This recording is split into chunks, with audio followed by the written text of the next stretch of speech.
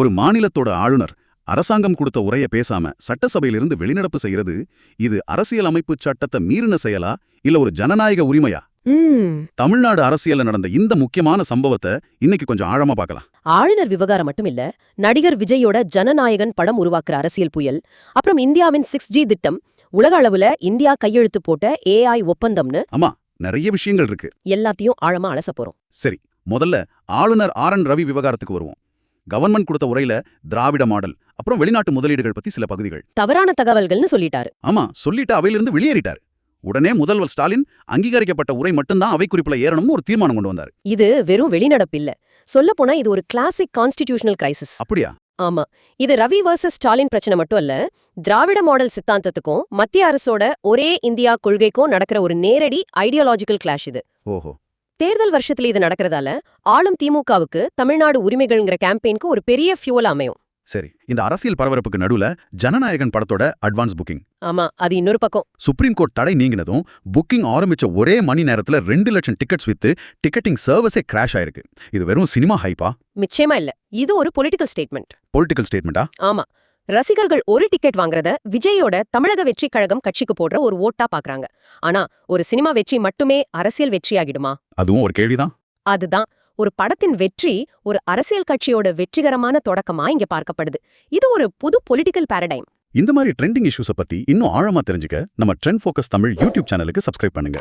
மறக்காம அந்த பெல் ஐகானையும் தட்டி விடுங்க. சரி, சினிமா அரசியல் ஒரு பக்கம் இருந்தாலும் மக்களோட உடனடி கவனம் ஆம்னிபஸ் கட்டணம் மாதிரி விஷயங்கள்ல இருக்கு. கரெக்ட். பொங்கல் முடிஞ்சு சென்னை திரும்புறவங்க கிட்ட 4000 5000 வசூலிச்சிருக்காங்க. இந்த விஷயத்தை எதிர்க்கட்சியான அதிமுக சரியா கையில எடுத்திருக்காங்க. அவங்க தேர்தல் அறிக்கையில ஆம்னிபஸ் கட்டணத்தை கட்டுப்படுத்துவோன்னு சொல்றாங்க. அது மட்டும் இல்ல, ஆண்களுக்கு இலவச பேருந்து பயணம்னு கூட வாக்குறுதி கொடுத்திருக்காங்க. பாருங்க, இது ஆளும் கட்சிக்கு எதிரான ஒரு டான்ஜிபிள் இன்ஃப்ளேஷன் இஷ்யூ. பெட்ரோல் விலை மாதிரி இந்த பஸ் கட்டணம் நேரடியா மக்களை பாதிக்குது. அதனால இது ஒரு முக்கியமான தேர்தல் அஸ்திரம். இப்போ மாநில அரசியல்ல இருந்து நேஷனல் டெக்னாலஜி பக்கம் போலாம். மத்திய தொலைத்தொடர்பு அமைச்சகம் பாரத் 6G மிஷன் திட்டத்தை வெளியிட்டிருக்காங்க. 2030க்குள்ள 6G கொண்டு வரணும்னு இலக்கு. இது வெறும் இன்டர்நெட் ஸ்பீட் பத்தின விஷயமா? இல்லவே இல்ல. 6Gங்கிறது வெறும் வேகமான இன்டர்நெட் கிடையாது. இது நம்ம நாட்டோட பாதுகாப்பு சம்பந்தப்பட்ட விஷயம். பாதுகாப்பு சம்பந்தப்பட்ட விஷயமா? ஆமா, நாளைக்கு நம்ம ராணுவ தகவல் தொடர்பு, ட்ரோன்கள் எல்லாமே 6Gல தான் இயங்கும். அந்த டெக்னாலஜிக்கு நம்ம சீனாவை சார்ந்திருந்தா அது நம்ம இறையாண்மைக்கே ஆபத்து. அதனாலதான் நாம ஒரு டெக்னாலஜி கன்சியூமரா இல்லாம பேட்டன்ஸ் வச்சிருக்கிற ஒரு டெக்னாலஜி டெவலப்பரா மாற பாக்குறோம். இதுதான் உண்மையான ஜியோ பொலிட்டிக்கல் மூவ். கடைசியா டாவோஸ் உலக பொருளாதார மன்றத்துல நடந்த ஒரு விஷயம். உத்தரப்பிரதேச அரசு நொய்டால ஒரு AI சிட்டி அமைக்க ஒரு பெரிய ஒப்பந்தம் போட்டிருக்காங்க. ஆமா, இது ரொம்ப முக்கியமான ஒப்பந்தம். ஏஐல இது என்ன மாதிரியான தாக்கத்தை ஏற்படுத்தும்? இதோட தாக்கம் ரொம்ப பெருசு. நாம இப்ப பாக்குற ChatGPT மாதிரி இருக்கிறது ஜெனரேட்டிவ் AI.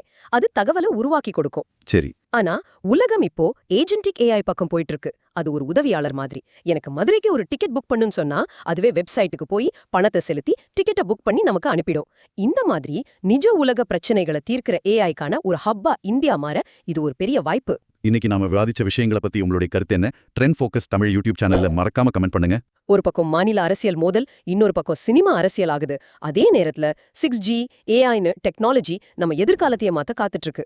இந்த உலகளாவிய தொழில்நுட்ப வளர்ச்சி நம்ம உள்ளூர் அரசியல் களத்தை எப்படி மாற்றி அமைக்க போகுதுன்னு நீங்க நினைக்கிறீங்க? யோசிச்சு பாருங்க.